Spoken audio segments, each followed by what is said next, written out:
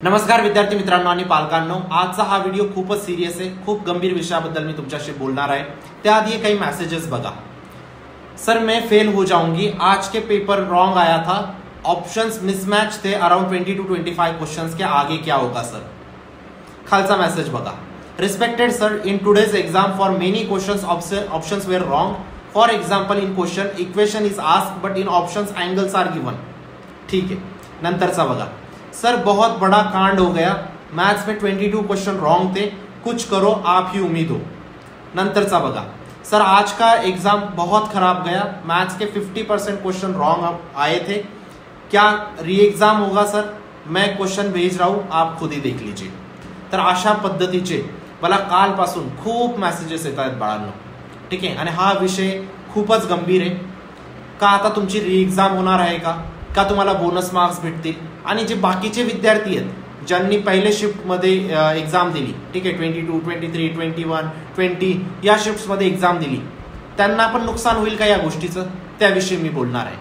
ठीक आहे, पहिली गोष्ट, इथं काही प्रूफ्स लावलेले आहेत, सगळ्यात पहिले प्रूफ्स तुम्ही बघा। ठीक आहे, पण त्याआधी एक महत्वाची गोष्ट, चॅनलला नक्की सबस्क्राईब करा। ठीक आहे, लास्ट व्हिडिओचा विनर तुमचा रघु ह्यालीचे, ज्याला 1500 रुपीचं प्राइस भेटलेले आहे। ठीक आहे, प्रत्येक व्हिडिओमधून आपण एक लकी सबस्क्रायबर पिक करतो, त्याला नेक्स्ट व्हिडिओमध्ये 1500 रुपीचं अमेझॉन वाउचर जातं। नक्की सबस्क्राईब करा, तुम्ही नेक्स्ट व्हिडिओचे विनर असू शकता। सबस्क्राईब करायला तुम्हाला पैसे नाही लागत बाळांनो, आणि व्हॉट्सअप ग्रुपला लगेच जॉईन करा, कारण तिथं काउन्सिलिंग रिलेटेड सगळ्या अपडेट्स व्हॉट्सअप ग्रुपमध्ये येणार आहेत। फुल होईल त्याआधी जॉईन करा, आणि पुढे री एक्झाम होईल, बोनस मार्क्स येईल, कोणतीही गोष्टची अपडेट काही आली सीईटीकडनं सगळ्यात पहिले व्हॉट्सअप ग्रुपला येईल, म्हणून लगेच जॉईन करा।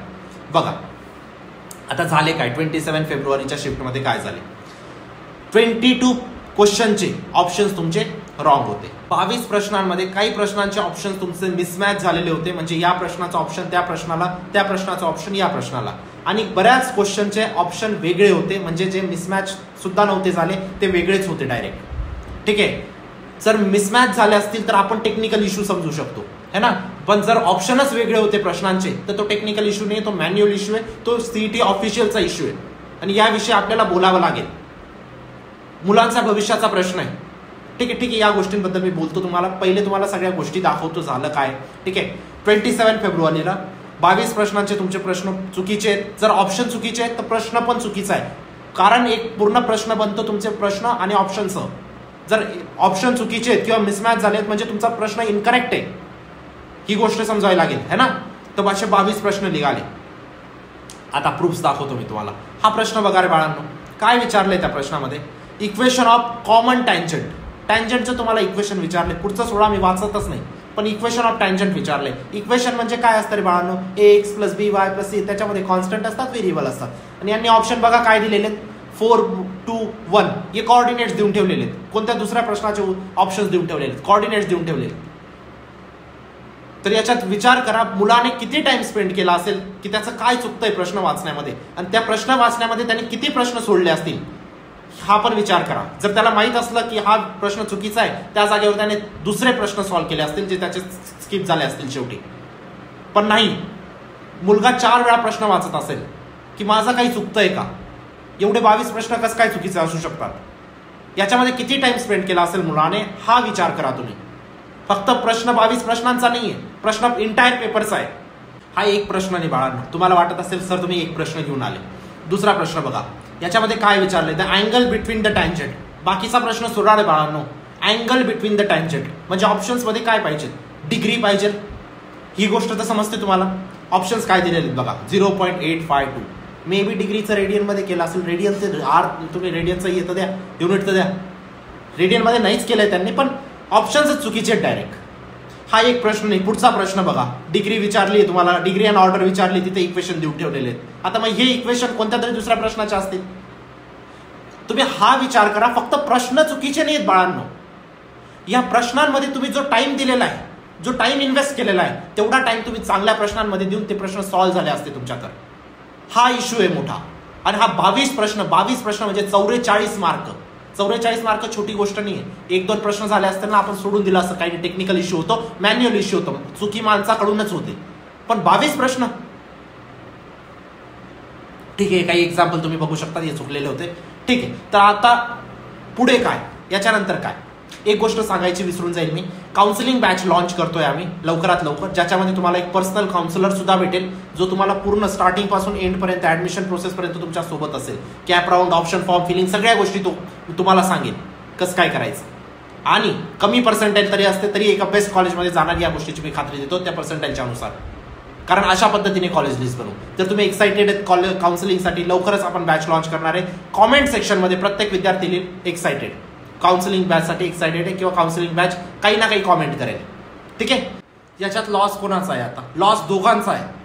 ज्यांनी आधी शिफ्टचे पेपर दिले 20, 21, 22, 23, 24, 25 त्यांचाही लॉस आहे आणि 27 वाल्यांचा तर हायच आहे. बाकीच्यांचा लॉस कसं काय सर? आता बरेच मुलांना किंवा पालकांना प्रश्न पडला असेल. तुमची नॉर्मलायझेशन प्रोसेस होते, ही गोष्ट लक्षात ठेवा.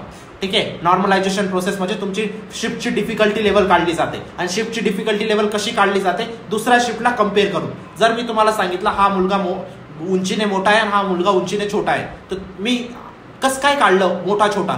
छोट्याला मोठ्याशी कम्पेअर केलं तेव्हा निघालं ना ते.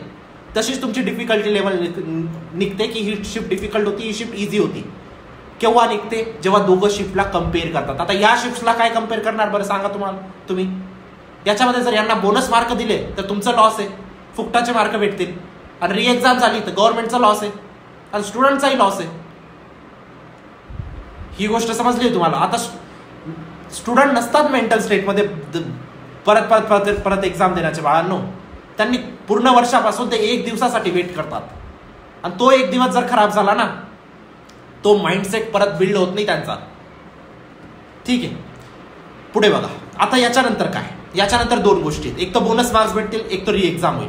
कोणतं ऑप्शन बेटर आहे? री एक्झाम आपल्याला भाव आहे. बोनस मार्क्स भेटले तर या शिफ्टच्या विद्यार्थ्यांचं तर ठीक आहे, यांना 44 बोनस मार्क्स भेटून जातील. बाकीच्यांचं नॉर्मलायझेशन काय? बाकीच्यांच्या शिफ्टची डिफिकल्टी लेवल कमी होऊन जाईल, त्यांचं काय? या सगळ्या गोष्टींचा सीईटी सेलने आता विचार करायला हवा. सगळ्या गोष्टींबद्दल खूप चांगल्या पद्धतीने विचार करायला हवा आणि एक काही ना काही बेस्ट सोल्युशन काढायला हवं सीईटी सेलने. जर री एक्झाम घेताय तर काही ना काही अश्युरन्स द्या विद्यार्थ्यांना, कारण तुमच्या चुकीमुळे विद्यार्थ्याचा परत माइंडसेट बसणार नाही तो. आता तुम्हाला काय करायचंय बाळांनो? बघा, बोनस मार्क्स भेटले तर 44 बोनस मार्क्स भेटतील तुम्हाला. मी तुम्हाला सांगू इच्छितो, आता जे 27 वाले आहेत ना स्टुडंट्स, ते आता मे बी चान्सेस आहे तुमची री एक्झाम है ना. मला तरी वाटतं व्हायला हवी आणि बाकीचे सगळे टीचर्स युट्यूबवरती तेच सांगताय की री एक्झाम व्हायला हवी. तर तुम्ही अभ्यासाच्या टचमध्ये राहा बाळांनो. ठीक आहे. होईल ना होईल त्याची 50% चान्सेस आहे. मी असं नाही म्हणत की होईलच, काहीच कोणी सांगू शकत नाही. ठीक आहे. जर री एक्झाम नाही झाली पण बोनस मार्क्स फिक्स भेटतील या गोष्टीची मी गॅरंटी देतो. ठीक आहे. मग आता काय करायचं? जे बाकीचे विद्यार्थी आहेत ना, ते लवकरात लवकर काउन्सिलिंग प्रोसेससाठी सुरू होऊन जायचं, कारण 50% काम अजून तुमचं बाकी आहे बाळांनो. एक्झाम देणं, रिझल्टचा वेट करणं 50% काम आहे.